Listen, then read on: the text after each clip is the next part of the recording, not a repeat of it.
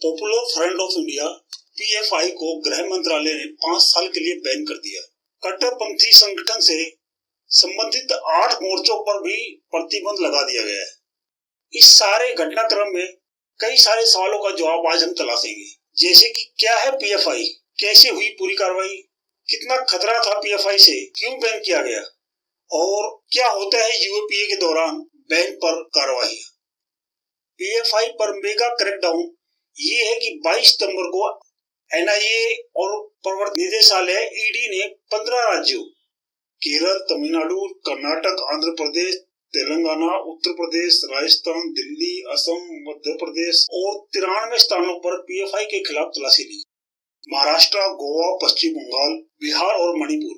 छापे के पहले दौर में कम से कम 106 पीएफआई सदस्यों को उनके कथित सहयोगियों के साथ गिरफ्तार किया गया। पीएफआई संगठन पर प्रतिबंध लगाने की मांग कई राज्यों ने की थी। जांच एजेंसियों की रिपोर्ट के आधार पर यह फैसला लिया गया। एनआईए ने अन्य जांच एजेंसियों के साथ मिलकर देश में आतंकी गतिविधियों को कथित रूप से समर्थन देने के लिए ऑपरेशन ऑक्टोपस के तहत पीएफआई सदस्यों पर छापेमारी की। मंगलवार को दूसरे दौर की छापेमारी दिल्ली, कर्नाटक, असम, महाराष्ट्र, उत्तर प्रदेश, मध्य प्रदेश, गुजरात और तेलंगाना में की गई। पीएफआई के शीर्ष नेताओं और सदस्यों के घर और कार्यालयों पर एनआईए द्वारा दर्ज 5 मामलों के तहत तलाशी ली गई, जिसमें निरंतर इनपुट और सबूत थे कि वो आतंकवाद और आतंकवादी गतिविधियों के वित्त पोषण में शामिल थे, हथियारों का प्रशिक्षण प्रदान करने के लिए शिविरों का आयोजन कर रहे थे, कट्टरपंथीकरण प्रतिबंधित संगठनों में शामिल थे। पीएफआई संगठन 2006 में बना, जिसके सारे सदस्य उन मुस्लिम संगठनों से आए जो संगठन भारत सरकार ने बैन कर दिए थे, जैसे सिमी। पिछले कुछ समय से सीएए, एनआरसी, हिजाब मामला, किसान आंदोलन, कश्मीर में पत्थरबाजी, पूरे भारत में ना कहीं हिंदू मुस्लिम के दंगे में पीएफआई का रोल खुले तौर पर सामने आ रहा था।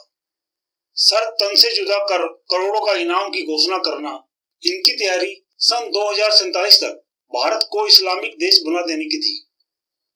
केरल इसका सबसे बड़ा केंद्र बनकर उभरा। केरल में हिंदुओं की हत्या और हिंदू लड़कियों का जबरन धर्म परिवर्तन के अनेक आरोप इन पर लगे।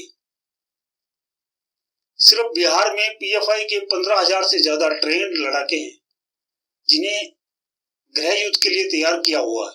पीएफआई का political wing SDPI, social democratic party of India, एक राजनीतिक विंग है जो चुनाव लड़ता है ताकि पीएफआई को पूरा राजनीतिक परिचय मिले और सीधे लोकतंत्र और विधानसभा में हंगामा मचाकर पीएफआई की सुरक्षा की जा सके। एसडीपीआई के कार्यकर्ताओं पर ही केरल में हिंदुओं की हत्या और हिंदू लड़कियों का जबरन धर्म परिवर्तन के अनेक आरोप लगे हुए।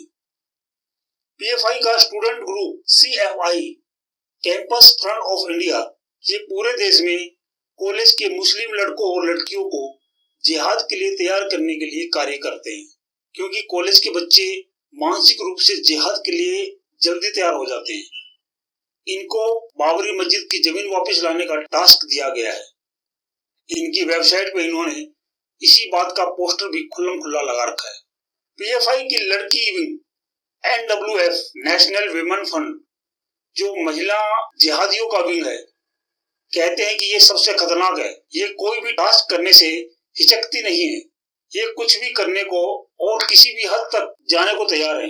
इसलिए आपने देखा होगा इनके हर प्रोटेस्ट में सबसे आगे मुस्लिम लड़कियां खड़ी होती थी। पीएफआई पर प्रतिबंध लगाना इस्लामिक जिहाद के खिलाफ एक निर्णायक कदम है।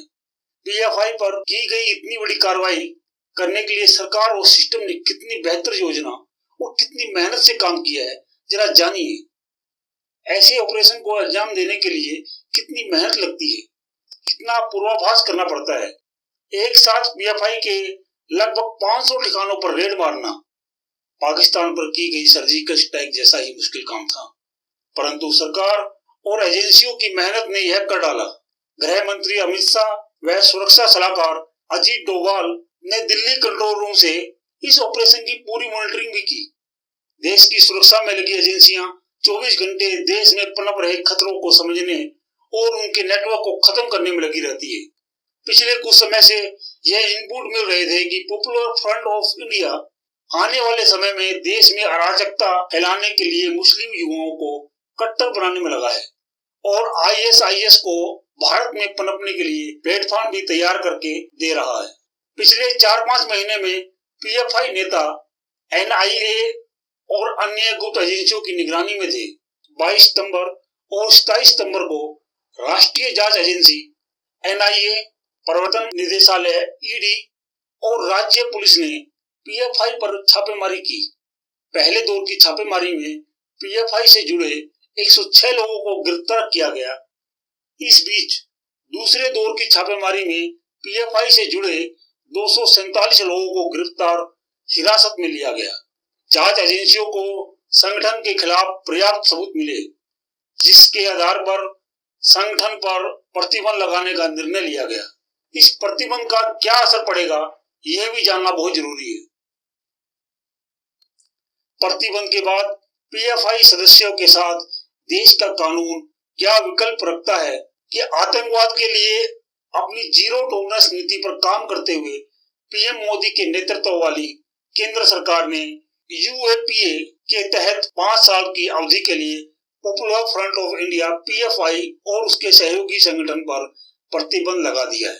गृह मंत्रालय की ओर से इसके लिए अधिसूचना भी जारी की गई है। यूएपीए एक्ट के तहत इस संगठन पर प्रतिबंध लगाया गया है।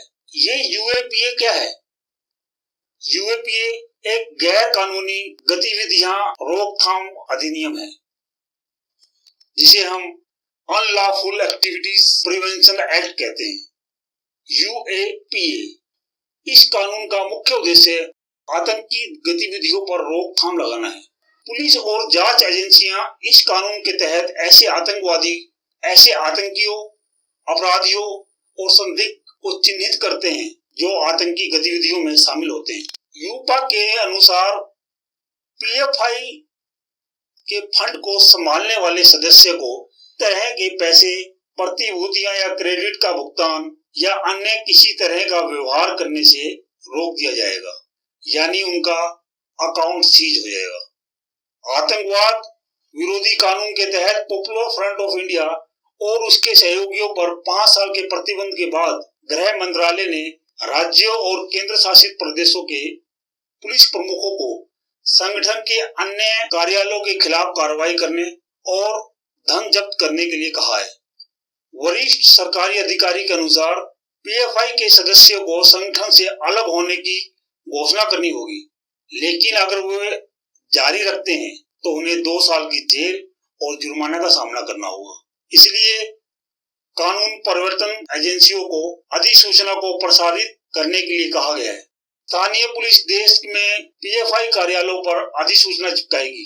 इसकी प्रतियां प्रमुख पदाधिकारी को भेजेगी और उस क्षेत्र में लाउड स्पीकर के माध्यम से आदेश की सामग्री को पढ़ेगा जहां पीएफआई गतिविधियां आमतौर पर की जाती है।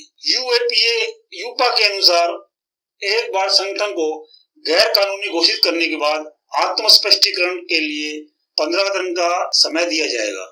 पीएफआई और उसके सहयोगियों के संबंधित दस्तावेजों के बारे में पुलिस को सूचित करना होगा और उन्हें सौंपना होगा।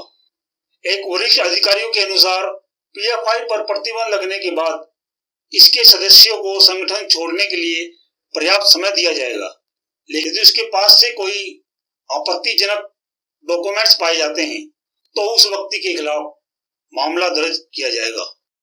आतंकवादी विरोधी कानून उस व्यक्ति को स्थान घोषित करने के लिए 30 दिन का समय देता है, जिसका उपयोग गैर कानूनी संघ के उद्देश्य के लिए नहीं किया गया। इस कानून के अनुसार अगर इसके सदस्य इकट्ठा होते रहते हैं और बैठक करते रहते हैं तो उन्हें 2 साल के लिए जेल की सजा दी जाएगी और जुर्माना भी देना होगा। देश के बाहर बैठे दुश्मनों से देश के अंदर बैठे दुश्मन ज्यादा खतरनाक हैं। पीएम मोदी ने पीएफआई पर प्रतिबंध लगाकर देश को सुनिश्चित करने का काम किया है। पीएम मोदी द्वारा जो देश का शुद्धिकरण अभियान चलाया जा रहा है, सभी राष्ट्र विरोधी समूह को यह संदेश भेजता है। यह नया भारत है जहां आतंकवादी, अपराधी संगठन और देश की एकता, अखंडता, सुरक्षा के लिए खतरा पैदा करने वाले व्यक्ति स्वीकार्य नहीं है। तो दोस्तों, आज के लिए इतना ही। मिलते हैं अगले वीडियो में। जय हिंद, वंदे मातरम।